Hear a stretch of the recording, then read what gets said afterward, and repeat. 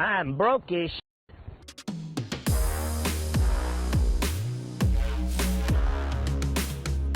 Alright, how's it going, guys? Logan JYA here with my buddy Mike Stallone, who ended up winning Yu-Gi-Oh! Day undefeated with one of my favorite decks. You already know, he's a fellow Spright Knight, baby. So, my friend Mike, if you wouldn't mind, before we dive into the profile, could you tell us a little bit about your matchups? Sure. It was 5 rounds of Swiss. I believe I played 2 Spright Mirrors, 1 Flunder, 1 Go Second Kashtira Adventure. I don't remember what the 4th deck I versed was, but if it comes back to me randomly, I will absolutely say it.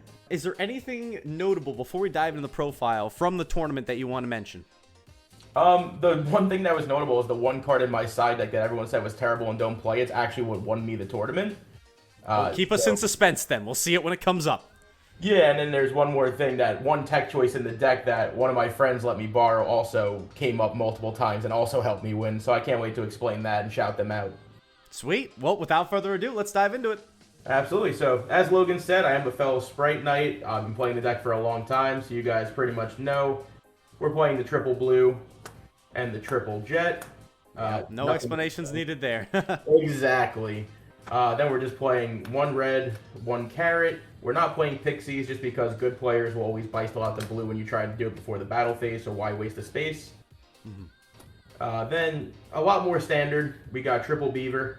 Yep. We got double angler.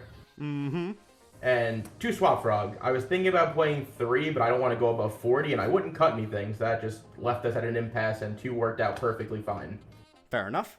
The one tech choice, Wind Up Kitten. Shoutouts to Glue, who let me borrow this. Nice. I know this is kind of standard in the Runic build, considering they don't have the battle phase, but playing it in a regular Spright deck is certainly interesting. Do you want to explain it a little bit more? Yeah, absolutely. So I think this card's just a really good normal summon if you don't have Beaver or anything like that. It's a free bounce twice on your turn. It could bounce problematic cards, so let's just assume Tiramis doesn't have the Solic for whatever reason. You could just bounce their Rukalos, and then you don't have to worry about using starter or anything like that. You could bounce a lot of problematic monsters that can be targeted. Obviously, they can't be targeted. You're not targeting it. But I think it's just a good level 2, and especially that you could summon it out with Gigantic, and Gigantic gets rid of something that you can bounce with that. I just think it's a good utility card, and I thought it was a good level 2 to add in. Certainly makes sense to me. All right, fair enough. So that was that. And now we just got some hand traps. As Logan said, we're playing Spright Bystial. So we got triple Magnamut. Triple Druis Worm. Oh, yeah. The 1 Saronir, which this becomes Baldrake when the new set comes out, because Saronir kind of does nothing for you. Absolutely. And I've seen, from my experience at the GCS, I've seen a lot of people actually cutting a Druis Worm too and doing 3-2-2. Do you think you'll experiment with that at all? I think that's probably better just because Baldrake is just insane, and you're going to have board presence, so Baldrake's effect comes up more. I do think 3-2-2 will probably be the correct ratio. Cool. All right, we're in agreement. And then the only other monster I play as a hand trap was triple Ash Blossom, which is just a generic hand trap. Hits Flunderies, which I hate Flunderies, so... Most of us do. Exactly. You need something to combat it. So that's it for the monsters. And the spells, we just got triple starter. Yep. 1 Smashers, which I want to play a 2nd Smashers in the side deck, but I got to experiment. I don't think 2 is necessary in the main, though. Definitely not, but I've also experimented with 2 in the side, and it's been pretty good. I don't think I'm doing it right now, but, always it's an ebb and flow with that card. Sometimes you really catch people with their pants down. They see the first Smasher resolve, they think they're safe from it, and then when your next Jet resolves and you grab a 2nd copy, they're like, uh-oh. Exactly, and it could be a good going 2nd card, so it's something that you could swap out, like if you're going 2nd, double cross and put in the Smashers just to have something to search, as you just said with the Jet. I think it's a good call, but we got to experiment. Absolutely. TBD on that front. Exactly. Then the next spells are just more so utility spells. We got triple Prosperity. Oh, the whole wallet. Yep, the whole wallet right there. We're only playing 2 tactics, which is a little bit different. I was always playing 3, but I also hated drawing more than 1.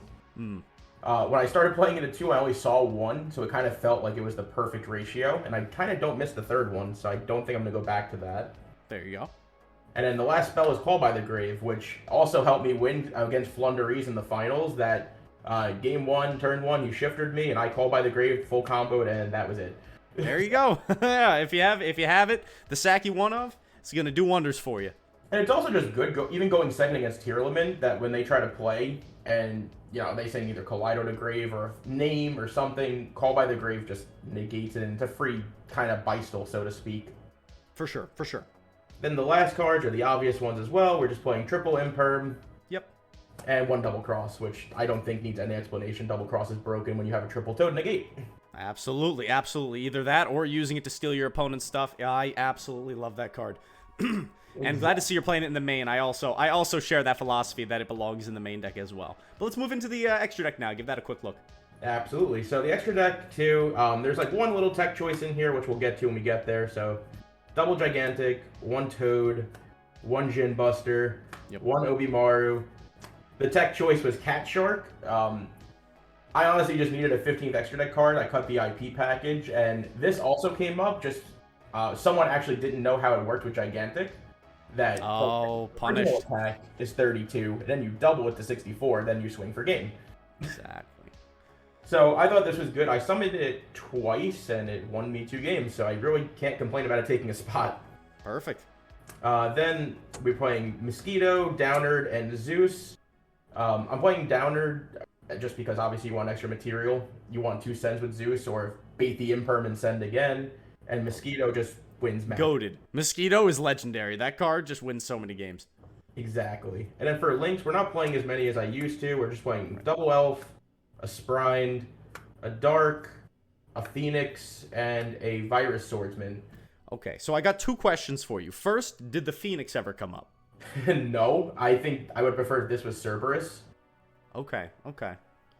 Cerberus. And you've got dual coverage to remove the Bagusco. One if they put it in the right zone, one if they put it in the wrong zone. There you go.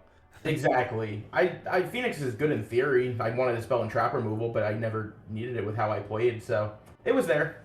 It got and one quick second question. Coming in post-Photon Hypernova, most Spright players are recognizing the fact that they're going to need to play 2 copies of Zeus with Kashtira running around. What card out of this extra deck would come out for the second copy of Zeus? So with Kashtira running around, I mean, at this point, I don't think Phoenix is going to be in here. Most likely one of the XCs. Maybe it will be Cat Shark just because, it was cute, but it might not be necessary. We could cut, like, these 2 and put a second Zeus. And maybe something else here, but that, again, I'm still playing with the idea. Obviously, there has to be 2 Zeus because all they would do is banish the Zeus then what are you going to do to clear their board, so. Exactly. All right, let's round things out with the side and bring it home. Perfect. So side deck, I am playing triple Fenrir. I was always mating this, and I was a big advocate for it, and I decided against it just from a lot of advice from friends. Okay. So it was very good in the side, and I didn't miss it in the main deck. It came up when it came up. It's also just a free body. If you have only one level 2 to go into Sprind, you just special this, search, normal, then go into Sprind, hope they don't have an Imperm or you lose. Exactly. Yeah, I know that feel. Then we got, for removal, we got triple Lightning Storm. It's just generic removal for monsters, spells, or traps. Right. Really good when paired with Dark Ruler No More. So how was Dark Ruler? I want to ask, pre-Photon Hypernova, how was Dark Ruler treating you? Was it mostly for the mirror? I sided against both Sprites, and it won me both of those games. There you go. I also put it in against Flunder, just because if they end on Empin Statue, you could just Dark Ruler, and you don't have to worry about the statue, and you could just try to play around the other cards they have. Right. And the one thing that's obvious, too, is when you're siding against Flunderies, I at least side out 10 cards, which is the 7 Bystials, the 2 Swap Frogs, and the Double Cross. Okay. So it's good to have more cards to put in against them. Makes sense. Makes sense to me. But Photon Hypernova, I also think Dark Ruler's insane, because you just negate the Kashtira board and Zeus them. Right. Yes, exactly. And another card that's pretty diabolical, just going to put it out there. I'm not sure if you're thinking about playing it. Nibiru comes back in big time. I think Nibiru will take a side deck slot. I mean, it might take what Fenrir is right now for me and just put Nibiru in there as insurance. Gotcha. Or maybe I'll main it, but I got to see how the format shapes out. TBD. Exactly. The 3 other spells we're playing in the side deck are Harpy's Feather Duster, Mind Control, and Change of Heart. These 2 came in clutch big time. The theory is that, especially against Tearlaman, you want to take a body, so you could take either the Rukolos or the Kaleido and then link it away. It's just a free material to go into something. It's a free removal. So these cards came in extreme clutch, and then if you're trying to push for something, you can steal a level 2 from your opponent and exceed to Gigantic or go to Elf or Sprind. Yep. I don't have enough compliments to give about these 2 cards, and then Harpy's Feather Duster. Exactly. And I can take a wild guess. I'm guessing we got triple anti-spell there for the end. Yeah. Or two, or three. Okay, there it is. We didn't hide it too well, but shout outs to Julian for telling me this card is terrible, and it won me a lot of my games and matches today. Or, sorry, 2 days ago at this point. Well, it's a counterside card. It's a counterside card. Well, it's great going first, because the theory is that most people, when they see Spright, are going to side in stuff like Lightning Storm and Dark Ruler. Just because Dark Ruler shuts off the board and they can pair it with something that's removed like I'm doing. This basically says they can't do that and they have to set everything, and if I could just game them quick enough with Mosquito or Cat Shark, their spells don't matter to me. All right, Mr. Stallone, before we close things out, any shout-outs you want to give? So I got a few shout-outs. The top one right now goes to Logan. Runs an amazing channel, is a great person to hang out with at locals and after. Couldn't give him enough praise, and I hope everyone does like, subscribe. Whatever you do, check him out on Twitch as well. He has a great Twitch stream, especially his tournaments that he holds. I also want to give shout-outs to the hobby shop in Aberdeen, New Jersey, and everyone that goes there. Great group of people. I most likely wouldn't be playing if it wasn't for the people I've met through there. Big shout-outs to Ryan Glue, who lent me the wind-up kitten. Honestly, probably wouldn't have won without it, so appreciate you, bro.